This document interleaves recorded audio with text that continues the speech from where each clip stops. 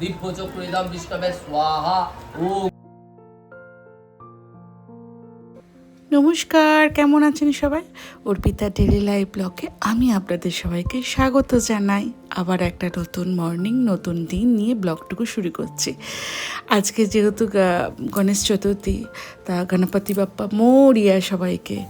সকালবেলা উঠে পড়েছি, সকালবেলা উঠেছি অনেক রাতে, 5 মিনিটের মতো শুয়েছিলাম, সারা রাত জাগা। কারণ ডেকোরেশনটা বাকি ছিল, বাপ্পা যেখানে বিরাজমান করবেন সেখানটা ডেকোরেশনটা করা বাকি ছিল। তারপর বাসনপত্রগুলো ধোয়া বাকি ছিল, সেইগুলো সব কিছু কমপ্লিট করে ভোরের আলো দেখতে পাচ্ছি। এত সুন্দর ভোরের মানে লাগছে না ভোরের আলোটা। আর এদিকে প্রত্যুষ ঘুম থেকে উঠে পড়েছে, ঢুকঢাক ঢুকঢাক আওয়াজ করছিলাম, সেই আওয়াজে উঠে পড়েছে। তা আমি বললাম, তুমি এত তাড়াতাড়ি উঠলে কেন?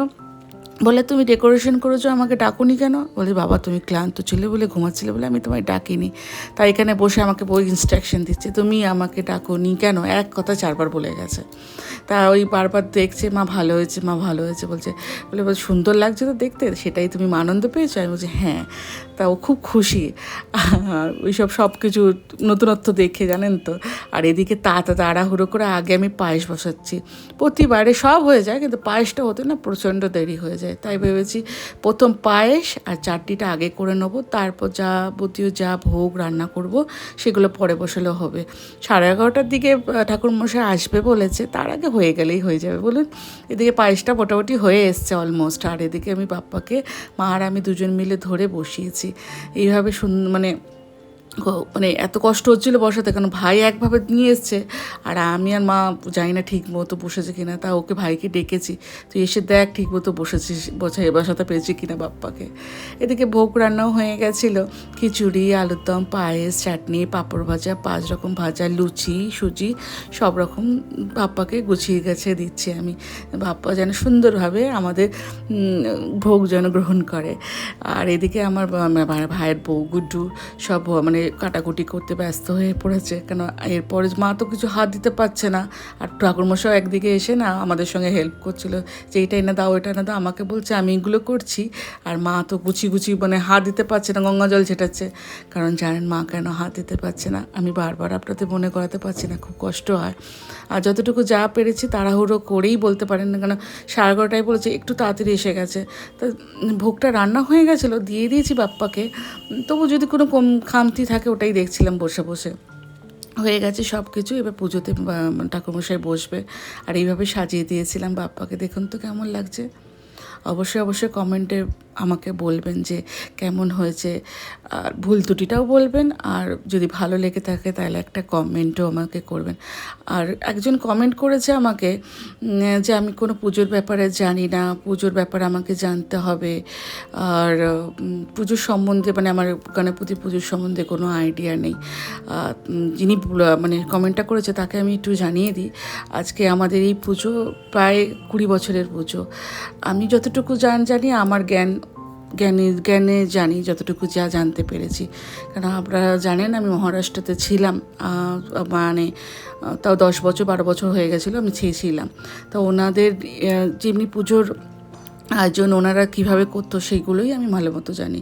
কলকাতায় এসে আমি যতটুকু যা পারি আমি বাপ্পার ক্ষেত্রে আয়োজন করে আমি এভাবে পুজোটা করি। যিনি কিছু ক্ষমা করবেন, যিনি আমাকে বোন না কে মানে আমাকে কে ব্লগটা করে মানে ব্লগে রিপ্লাইটা করেছে, আমি জানতে চাই যে তুমি কতটা এই গণেশ পুজো সম্বন্ধে জানো। অবশ্যই কিন্তু আমাকে জানিও, তাহলে আমিও বুঝবো যে তাহলে তুমিও বাপ্পার খুব বড় একটা ভক্ত। ঠিক আছে, তা চলুন, এখানে পুজো আচ্ছা তো হয়ে গেছে, হোমে বসবো। আর এদিকে আরেকজন দেখেছেন খাটে গিয়ে বসে আছে, বলছে আমি আর বসতে পারছি না। ও মানে কালকে এতটা জার্নি করে এসছে, আজকেও সকাল থেকে পুজো আছে চলে বসতে উঠতে পারছে না। আর প্যান্টটা মনে হচ্ছে কোনো কারণে টাইট হয়ে গেছে, তাই জন্য নিচে বসতে পারছে না, কষ্ট হচ্ছে। তা আমাকে বলছে আমি কি এবার উপরে গিয়ে বসতে পারবো? বাবা ডেকে ওকে নিয়ে আসছে, বসো পুজোতে বসো, ওই করছে। চলুন তাহলে পুজো আচ্ছাটা হয়ে যাক। আর দেখুন আমাদের পুজো কীরকম হয়েছে না হয়েছে, আরেকবার আপনাদেরকে রিকোয়েস্ট করলাম, আর আমাদের ব্লগগুলো যদি ভালো লেগে থাকে প্লিজ লাইক, কমেন্ট, শেয়ার আর সাবস্ক্রাইব করে দেবেন।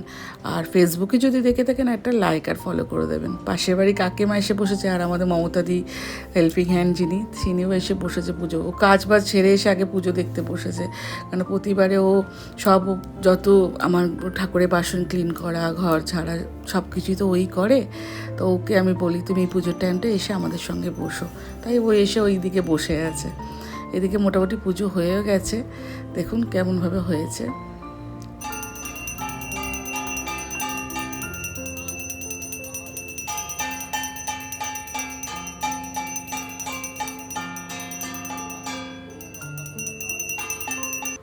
এবারে পুজোতে সবাই আছে, শুধু একজনই নেই, বলুন তো কে? আমার হাজব্যান্ড আর আমার দিদা। হাজব্যান্ডও কাজের সূত্রে বাইরে আছে, আর দিদা নেই। মনটা খারাপ, প্রচণ্ডই খারাপ, কেন তাড়াহুড়ো করে তো ভোগটা প্রতিবারে দিদাই বানিয়ে বানিয়ে দিত, মা তো কিছু করতো না, তাই দিদার জন্য প্রচণ্ড মন খারাপ। দিদাকে যেন আমি বাপ্পাকে বারবার করে বলছি, বাপ্পা আমার দিদাকে যেন সব কিছুর জন্য ভালো রেখো, আজ এখানেই দিদা আছে, যেন সুস্থ সবল রেখো দিদাকে, আর খুব খুশিতে রেখো। ও আরেকটা কথা তো বলতেই ভুলে গেছিলাম, কারণ এই বাপ্পা এই গণপতি মূর্তিটা না আমার গিফটে এসছে। প্রত্যুষের বন্ধু এসেছিল, তা ওনার প্রত্যুষের বন্ধুর মা উনি আমাকে গিফট দিয়েছে এই বাপ্পাকে। দেখুন গণেশ পুজোতে বাপ্পা গিফট আসা না শুভ বলে মনে হয়, আর এসছে এত খুশি। তো আমি এটা বাপ্পার পাশে রেখে দিই, তারপর আপনাদের সঙ্গে কথা বলছি। আর ব্যাস বন্ধু পেয়ে দেখুন না এতটা মানে বদমাইশি শুরু করে দিয়েছে, কি বলবো। আর এই যে বাপ্পার পাশে রেখে দিয়েছি বাপ্পার মধ্যে। এদিকে হোম হচ্ছে, হোমটা হয়ে যাচ্ছে, হয়ে যাওয়ার পর একটু অঞ্জলি দেবো। অঞ্জলি দেওয়ার পর সবাইকে বাড়িতে বাড়িতে ভোগ দিয়ে আসবো। সবাইকে বলে এসেছিলাম, কিন্তু কেউ আসার মানে কষ্ট করেনি। পুজোতেও আমার বলেছিলাম না আমাদের বিল্ডিং সম্বন্ধে, একদম ক্লাস বিল্ডিং আমাদের, মানে পুজো হলেও কেউ কারো বাড়িতে আসতে ওদের কষ্ট হয়। আমার কর্তব্য আমি পূরণ করেছি। আমি সবাইয়ের কাছে গিয়ে বলে এসেছিলাম যে সবাই কিন্তু আসবেন। কাকিমা কাকুরা পাশে কাকিমা কাকুরা এসেছিলো, ওপরে বান্ধবী আছে আমার, উনিও এসেছিলো সব বাচ্চাদের নিয়ে, সবাই মিলে এসে পুজোটা আমরা খুব আনন্দ করেছি। কিন্তু যারা মনে হিংসা, যাদের মনে জেলাসি আছে, আর যাদের মনে সবসময় একটা কী বলুন তিক্ততা ভাব আছে, তারা কখনো এই পুজোতে সামিল হতে পারে না। আর দয়া করে তারা আসেনি, খুব ভালো। যেন তাদেরও ভগবান, আমি চাই যে বাপ্পা যেন তাদেরও সুস্থ সবল বা খুশিতে রাখে। চাইবো না যে তারা খুব খারাপ থাকুক বা খুব কষ্টতে থাকুক। আমি এখান থেকে ওনাদের জন্য প্রার্থনা করে দেবো। চলুন তাহলে আজকে তাহলে মিনি ব্লগ বলে বলে এত অভ্যাস হয়ে গেছে না, তাহলে আজকে অর্পিতা ডেলি লাইফের ব্লগ আমি এখানে শেষ করছি। আর যদি আমাদের ব্লগ ভালো লেগে থাকে তাহলে please like, comment, share, subscribe করে দেবেন।